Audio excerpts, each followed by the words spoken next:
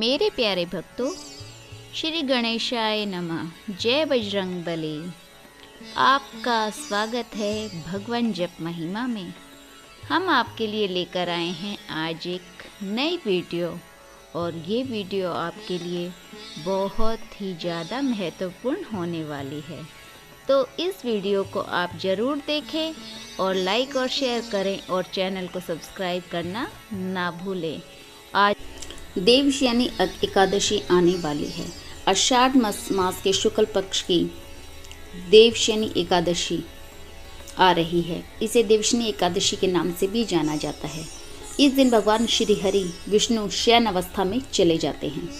तो आपको हम बताएंगे एकादशी से जुड़ी हुई कुछ खास 15 बातें जो आपकी आंखें खोल देगी। पहली बात, देवशयनी एकादशी के दिन श्री हरि विष्णु पाताल लोक में राजा बाली के यहाँ पर 4 माह के लिए निवास करते हैं। भगवान ने वामन रूप में बाली से 3 पग धरती मांगकर 2 पग में त्रिलोक नाप दिया था।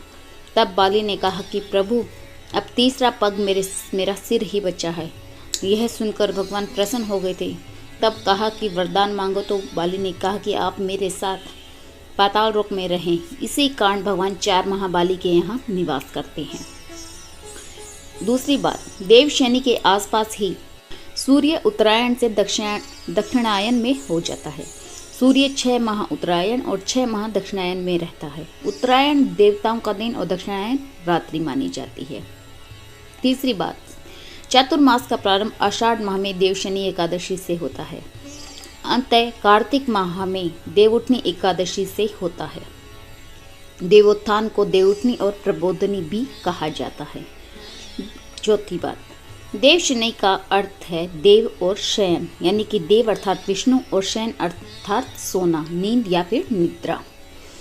सुप्ते तव्ये जगन्नाथ जमत सुप्तम भवेदिदम विवबुद्धे तव्ये बुद्ध च जगतर सर्व चराचरम। अर्थात हे जगन्नाथ जी, आपके निद्रित हो जाने पर संपूर्ण विश्व निद्रित हो जाता है, और आपके जाग जाने पर संपूर्ण विश्व और चराचर भी जागृत हो जाता है। 5वीं बात, कहा जाता है कि जो जातक देवशयनी एकादशी का व्रत करते हैं उसके सारे दुख दर्द दूर हो जाते हैं और उसकी सारी मनोकामनाएं पूर्ण भी हो जाती हैं। देवशयनी एकादशी का व्रत सब व्रतों में उत्तम है। इस व्रत से समस्त पाप नष्ट हो जाते हैं। इस व्रत को करने से भगवान विष्णु भी प्रसन्न होते हैं। 6ठी बात, सतयुग काल में चक्रवर्ती सम्राट मांधाता राज्य करते थे।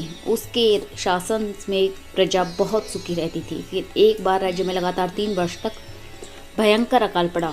चारों ओर हाहाकार मच गया। बरिका का दूर दूर तक नामो निशान तक नहीं था। इस संकट के समाधान के लिए राजा जंगल में चले गए और वहाँ अंगिरा ऋषि के आश्रम में पहुंचे। राजा ने अंगिरा ऋषि को अपनी प्रजा का दुख दर्द बताया और उनसे समाधान का विनय किया। राजा की बातें सुनकर अंगिरा ऋषि ने कहा कि आप राज्य में जाकर देवशयनी एकादशी का व्रत करें। इस व्रत के प्रभाव से राज्य में अवश्य ही वर्षा होगी। अंगिरा ऋषि की बात मानकर राजा मांधाता राज्य में वापस लौट आए, और राज्य में वापस आते ही राजा ने विधि विधान से देवशयनी एकादशी का व्रत किया। इसके प्रभाव से जोरदार वर्षा हुई और पूरा राज्य धन धान्य से दोबारा से परिपूर्ण हो गया। 7वीं बात, इस दौरान विधिवत व्रत रखने से पुण्य फल की भी प्राप्ति होती है और व्यक्ति निरोगी रहता है। इस दिन प्रभु हरि की विधिवत पूजा करने और उनकी कथा सुनने से सभी तरह के संकट भी कट जाते हैं। इस दिन तुलसी और शालिग्राम की विधिवत रूप से पूजा और अर्चना करना चाहिए। इस दिन चावल, प्याज, लहसुन, मांस, मदिरा, बासी भोजन आदि बिल्कुल भी नहीं खाना चाहिए, और देवशयनी की पौराणिक कथा का श्रवण अवश्य करना चाहिए। 8वीं बात, देवशयनी एकादशी का व्रत करने से सिद्धि की प्राप्ति होती है। यह व्रत सभी उपद्रवों को शांत करके सुखी बनाता है और जीवन में खुशियां लेकर आता है। एकादशी का विधिवत व्रत रखने से मृत्यु के बाद मोक्ष की भी प्राप्ति होती है। इस व्रत को करने से शारीरिक दुख बंद हो जाते हैं और सेहत संबंधी लाभ भी मिलते हैं। 9वीं बात, आषाढ़ शुक्ल एकादशी के बाद पूर्णिमा से चातुर्मास प्रारंभ हो जाता है। इस दौरान यज्ञ, संस्कार, विवाह, दीक्षा ग्रहण, गृह प्रवेश, यज्ञ आदि धर्म कर्म से जुड़े जितने भी शुभ कार्य होते हैं वे सभी त्याग दिए जाते हैं। वे सभी कार्य नहीं हो सकते हैं। 10वीं बात, कुछ खास मनोकामनाओं की पूर्ति के लिए कुछ चीज़ों का भी त्याग करके व्रत लिया जाता है। इस व्रत में दूध, शक्कर, दही, तेल, बैंगन, पत्तेदार सब्जियां, नमकीन या फिर मसालेदार भोजन, मिठाई, सुपारी, मांस, मदिरा का सेवन नहीं करना चाहिए। श्रावण में पत्तेदार सब्जियां, पालक, साग इत्यादि और भाद्रपद में दही, अश्विन में दूध और कार्तिक में प्याज, लहसुन और उड़द की दाल आदि को त्याग देना चाहिए। 11वीं बात, यदि आप इस एकादशी का व्रत रख रहे हैं तो ब्रह्म मुहूर्त में उठकर स्नान आदि से निवृत्त होकर पूजा की तैयारी करें। पूजा स्थल को साफ रखने के करें और उसके बाद भगवान विष्णु की प्रतिमा को आसन पर विराजमान करें। फिर भगवान विष्णु को पीले वस्त्र पहनाकर अर्पित करें और विष्णु भगवान की पूजा करें। भगवान विष्णु का पूजन करने के बाद फलाहार ग्रहण करें। फिर रात्रि में स्वयं के सोने से पहले भजन आदि के साथ भगवान को भी शयन कराना चाहिए। 12वीं बात, 4 माह के लिए विष्णु भगवान सो जाते हैं। इस दौरान भगवान शिव के हाथों में सृष्टि का संचालन रहता है।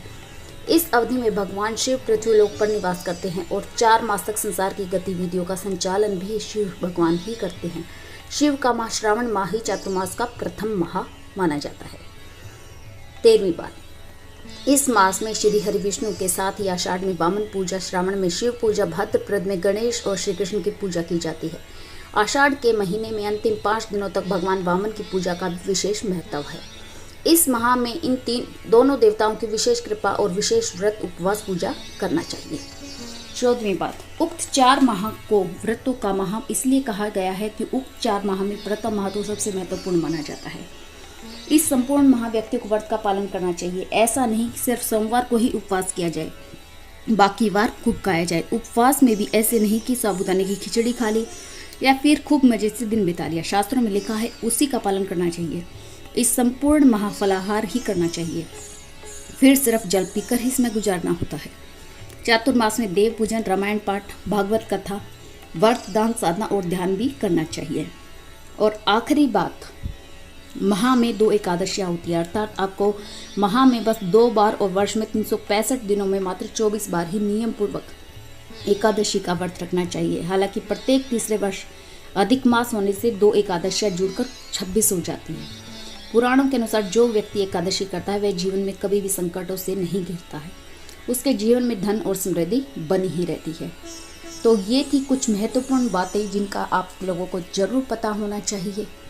आप इन बातों को अपनी ज़िंदगी में लागू कीजिए और भगवान विष्णु की कृपा को प्राप्त करें। इसी के साथ हम वीडियो का एंड करेंगे। मिलेंगे बहुत जल्द एक नई वीडियो के साथ, एक नए टॉपिक के साथ। अगर आपको वीडियो अच्छी लगी हो तो लाइक और शेयर कर दीजिए और अगर आपने अभी तक चैनल को सब्सक्राइब नहीं किया है तो चैनल को सब्सक्राइब करना ना भूलें। मिलेंगे बहुत जल्द नई वीडियो के साथ, नए टॉपिक के साथ। नमस्ते, जय श्री राम, जय बजरंगबली, श्री गणेशाय नमः।